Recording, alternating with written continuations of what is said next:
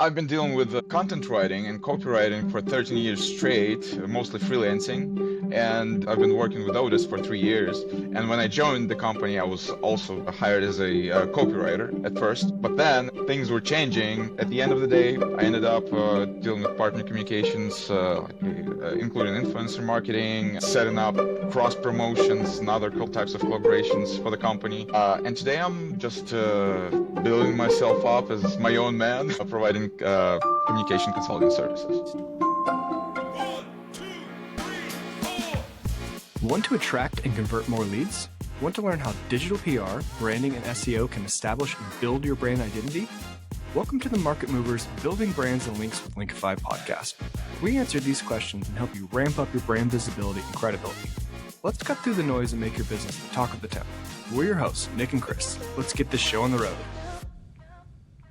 Welcome to today's show. We are joined by Vlad Ghilien, or Vlad the Lad, as you may know him on social media, a strategic communications specialist focused on brand communication, negotiations, and community building. Welcome to the show, Vlad. Hey, good to see you guys. Hello, everyone. Vlad, it's great to have you on. To kick things off, why don't you tell us a bit about yourself and how you got into brand communications? Okay, well, I've been dealing with content writing and copywriting for 13 years straight, mostly freelancing.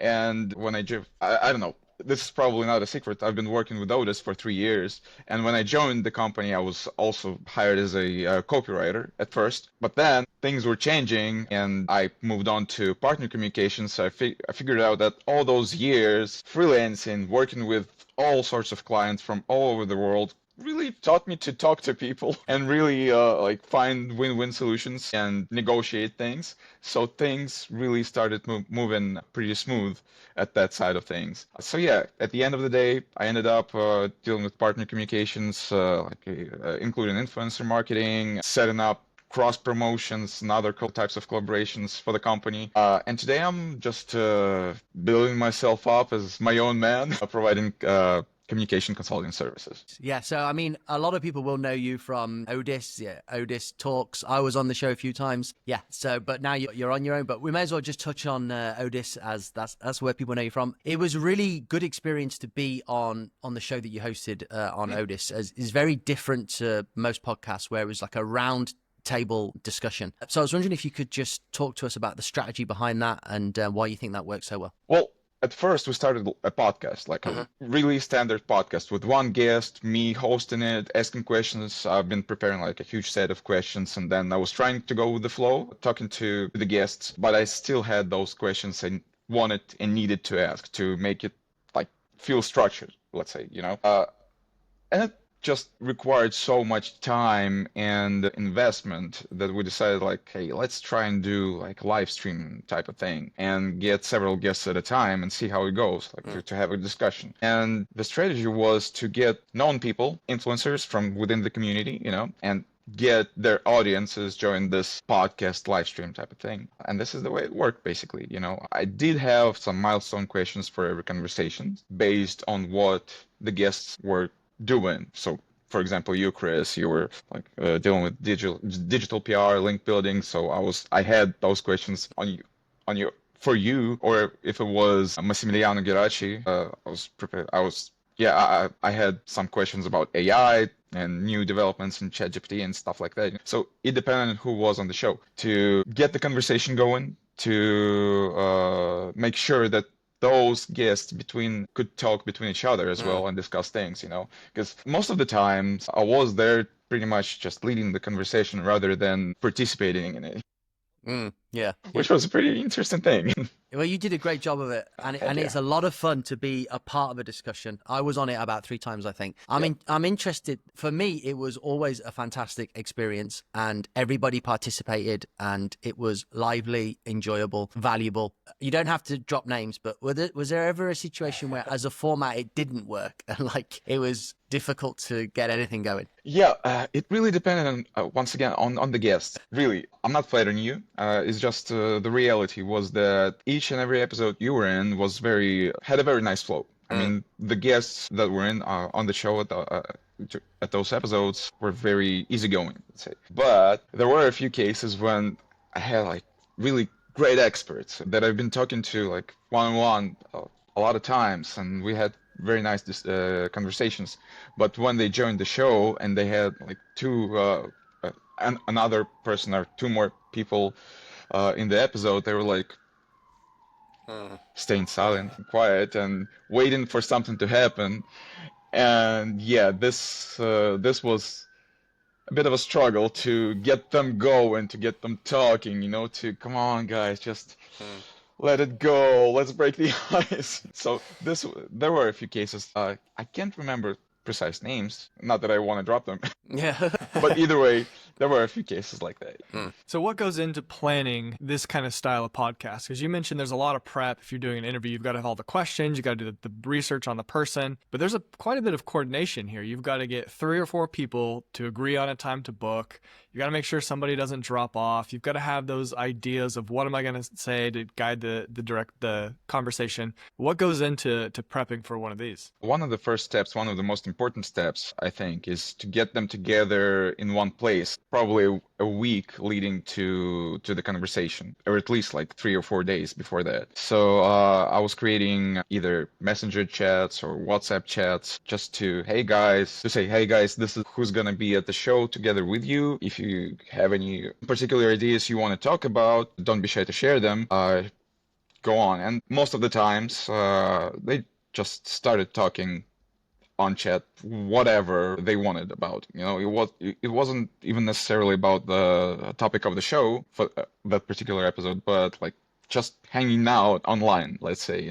And this really helped because they already, even if they knew each other in person, like even met each other in person, this really helped setting up the tone of the upcoming conversation. Then on my end of the deal, let's say, I was just thinking, okay, so this guy is good at link building. This guy is good at semantic SEO. This guy is great at AI. Now, how can I marry all these 3 ideas into one thing? I was blending all into one general topic, and I was looking for some other like smaller topics to talk about, and then I just had it in front of me during each conversation, and was just following whatever they were talking about and trying to like catch the right moments to plug in all those questions. And you do a great job as well. I imagine for that sort of discussion, it's not the host's job to be anything more than someone who's steering the ship. And I think you manage that really well, which is great. So I'm interested, what are the benefits to, let's say, Odys or any company, bringing on thought leaders and having these discussions, these public discussions? Where is like the derived benefit for the company that's the face of these sorts of shows? Well, there's actually no like immediate impact. It was initially and generally aimed at like long-term branding results. It's still done for branding, for exposure, to get to new audiences, new market segments. Well, Odys is dealing with age domains. At least at that time, the company was dealing with age domains, right? There were still e-commerce, SaaS industries that were like not really in the loop with what this thing is all about. Do they need it at all? Like, and if they do, then why? So getting all those eyes and ears joining the show was one of the reasons, one of the benefits of the show. So, but at the end of the day, it just stays online, right? And people get back to it once in a while, and they either rewatch it or recommend it to someone. So even, let's say, like even a year after releasing the very first episode, I could see its views growing. Not like massively, but still, like new people were watching it. It always had new viewers. And some of those shows did generate like leads, new registrations. I'm not sure if we had any particular like clients who were buying stuff from us who came through that show, but it was at least one of the steps in the funnel. Yeah. So it's great for branding and exposure. But compared to like the traditional one-on-one interview, or in our case, 2-on-1 interview, you're hoping you bring on a big name, you're hoping they share it, you get extra exposure that way. I'm curious if you felt like people are more likely to share it with them being in a group. So if you bring on a big name, he's on, like, it's a smaller podcast.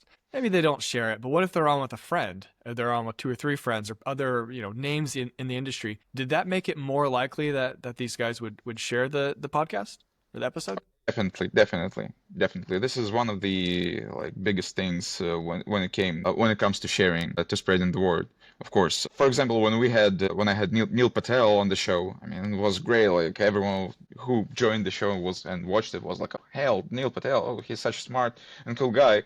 But yeah, of course, I asked him to share it on his socials, but I Yeah. had no expectations, so he didn't actually share it anywhere. But either way, it was a great, by the way, Chris, thank you for introducing us to each other. It was a great connection, and later on, I introduced him to James Dooley. Like personally, they were in the same podcast, in the same live stream, the same discussion, but later on, I introduced them over email, and I think they've done something together. I'm not really sure. But yeah, so Yeah, that's cool. Yeah, he didn't share our episode either. Really nice guy though. yeah, absolutely. It's interesting. You said that the impact isn't immediate, and obviously brand building is really hard to measure. But it is interesting when you do see the results, when you do see a direct correlation of result. Maybe maybe brought on a client a year later and they've said, oh, I heard you on your podcast, or I heard you on another podcast. And it's really interesting to see that it does take time, but you are laying these seeds like at the beginning, waiting for them to fruit at some point in the future. So I was just wondering if you think it's something that all businesses should invest in. Definitely. Not necessarily podcasts, but just to put your face, like not necessarily a I don't know, company owner or a CEO's face out there, but someone from within the company. Mm-hmm. If it's a corporate entity, right? Someone from within the company to put their face out there, their name, just so that people can relate to that person and associate that person with the company, even if they don't really know what the company does or whether they need its services or products or not. It's just a great touch point and association to just, I know that guy, he's a great dude. I've heard him, I've read him, I've met him or her. It's maybe there's something that company I can benefit from, So that's also a very important touch point. Like Stephen Connor says, like we're all emotional animals, right? So whenever it comes to sales or business, whatever, I mean, everyone's crazy about AI and ChatGPT today, right? But it's still, even though it does great things and helps people, entrepreneurs boost their new products, services, stuff like that, it still takes a live person to like seal the final deal, let's say. Yeah. To just sell the idea, to sell the concept, to convince the client or partner to deal with you, So of course it's very important to have a face out there. I think it might be part of like the vetting process. So I have this feeling that like maybe not a lot of people will discover you from your podcast. Maybe they will. If they do that, it's fantastic. But when they are looking for a company to go with and they've got a couple options, they start to do research. And I think when they see that like key people from that company are public figures, they're doing something, you can see who they are, you can hear their thoughts. I think just them being able to see they're real people there, I think that makes a difference. It's something we've noticed of like, after we started our podcast, getting larger and larger clients. We can't see like a direct correlation, but I think there's something with that. Like they go do the vetting and then they're like, oh, these people are real. Yeah. Something I think helps. Yeah. All right. Sure. I wanted to ask about a recorded podcast versus doing a live show. I imagine for a lot of people, a recorded one is much safer sounding, right? You edit, like we've already had technical difficulties today, which will be edited out. No, we that we'll know haven't. about. But well, we'll blame it on Riverside. But with a live show, that is a much bigger deal, right? So what are the benefits to that, and what are the drawbacks to going live? Oh, well, the main benefit is that it just people, the viewers, see those people talking on the show like completely in natural environment. Like, yeah, pre-recorded podcasts edited that go through production are great. Oftentimes have very nice conversations and topics, and people, of course, they listen to them, they watch them. But when it comes to live shows, it has this more natural feel to them, I think. And yeah, some really do enjoy that, even with technical difficulties or some unnecessary, unexpected pauses within the conversation. But either way, it does have this. This is the greatest benefit. Speaking of the drawbacks, yeah, technical difficulties. Someone can drop out like last minute. There were a couple of cases when a guy messaged me like an hour leading into the show. Like, I can't join you today, guys, because my dog just died, and yeah, That I was the have to one I take was care on. of that. I don't remember. I don't Yeah. really remember. Could be, yeah.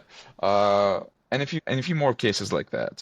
Those are like two major drawbacks. And yeah, like the one we mentioned earlier is that when you have several people and they just don't go with the flow as smooth as you'd expect them to. And I think also as well, you have that audience interaction component as well. So within the chat, which I imagine can be an extremely beneficial element to an episode, especially if you've got like 3 guests that are interacting well, and then you've got that audience participation continuing or stimulating the conversation in a way that you could probably never get from a recorded and edited session. Yeah, that's true. Some of my most favorite episodes were those where audience was asking questions and maybe just shooting some jokes in the chat. It really is different in a good way. Did it take time for to build up the live audience where people are starting to come on? Because I'm just like imagining you throw your first live show, you're excited, and then like 2 people get on, you're like, oh damn, like there's no one there to ask questions, and no one's watching. It was always a hit or miss. Always. Okay. I think the first episode that had most viewers at the time was the one with Corey, the first time he was on the show. I was like, I don't remember how many live viewers we've had, but the total views went up to like K within several days. I was like, whoa, what's happening? But it was always a hit or miss. Sometimes I would expect that like this big name is going to be at the show, and then that big name is going to be at the show. We're probably gonna have a blast. But then, yeah, 2 people joined. What can I do? I don't know. Maybe they were watching something else at that time. For example, I don't know, maybe a Conversion Collective Q&A session or something else. I don't know, but they weren't there. And what was the platform of choice then for this? If I remember, it was live streamed on LinkedIn via YouTube or... No. So at first I was doing it via Riverside as well. But then at some point when Riverside started adding new features like magic reels, I don't remember what else there was, their main product, as far as live streaming goes, started lagging badly. I mean, there were multiple cases when when the platform just didn't record some of the channels. I didn't have a video from that guest or audio from that guest, and yeah, it was lagging live as well. So at the end of the day, I moved to StreamYard and it was a lot more steadfast and stable. I ended up doing it via StreamYard and streaming to YouTube, Facebook, and LinkedIn, 3 platforms. Okay. That's interesting. We might have to ask you about that later. Okay, so we've spent the whole time talking about the roundtables. I'm curious, what are the other like major brand building initiatives that you like to focus on? What other strategies do you like? Right now I'm focusing on helping businesses, whether it's a personal brand or corporate identity, to set their brand communication right. This was quite an unexpected turn for me, because when I was reaching out to my current clients and potential clients a couple of months ago, I was expecting to get more requests on like negotiations, partner communications, partner relations, maybe some communication issues within the team, stuff like that. But I ended up seeing that people really need help and are interested in setting their brand tone, brand communication right. That includes like web content and social media content. First of all, because these are like the 2 main channels that audiences interact with brands, right? And this is the main thing that I'm focused on right now. I actually didn't yet have the opportunity to tackle other areas of communications for these clients in particular at this point. And it's very interesting and very different. I mean, like setting corporate brand communication and personal brand communication are 2 very different things, because when you're setting a personal brand communication, you're just dealing with one person, right? I mean, you got to catch their vibe, you got to get the idea of their personality as such, and figure out how you can channel it in a way that it would sell the idea of what they provide, whether it's a product or service, while making sure that it reads like, oh yeah, this is Chris, none other than Chris. Uh, Whereas with corporate identities, it's like, all right, there's a team behind that, like 10, 15, 20 people. They've been together, working together for a while now, so they definitely have some corporate culture. Okay, got to figure it out. So you get to talk to at least several people from within the team to get those inputs to gather the intel on what's going on within the company. And then based on that, do pretty much the same thing, but make sure it doesn't conflict, let's say, what's going on within the team. Well, Vlad, I think you're in a really exciting and timely space in the age of AI. Brand, it's the era of brand. I think this is probably why companies are so proactively looking to get that brand message right, because it's what's going to define them. So yeah, I think you're in a really exciting space, and it'll be really exciting to see who you work with and what sort of brand messages come out. We'll maybe have to get you to do Linkify's brand messages. I won't mind. Okay, Vlad, where can, if people want to hunt you down and connect with you, where can they find you? Yeah, you can find me on LinkedIn or Facebook, or even on X. I'm not really active on X lately, but yeah, LinkedIn and Facebook. It's Vladimir Ghilien, as you can see my name there. Yeah, just hit me up there on either of these platforms if you need my assistance. That's perfect. Well, Vlad, thank you so much for having you on. I'm sure me and Nick will probably see you at some point soon. So thank you. Thank you, guys. It was a pleasure. Man, my second time as a guest on the podcast. There you go. Thanks. Cheers. Cheers, guys. Cheers.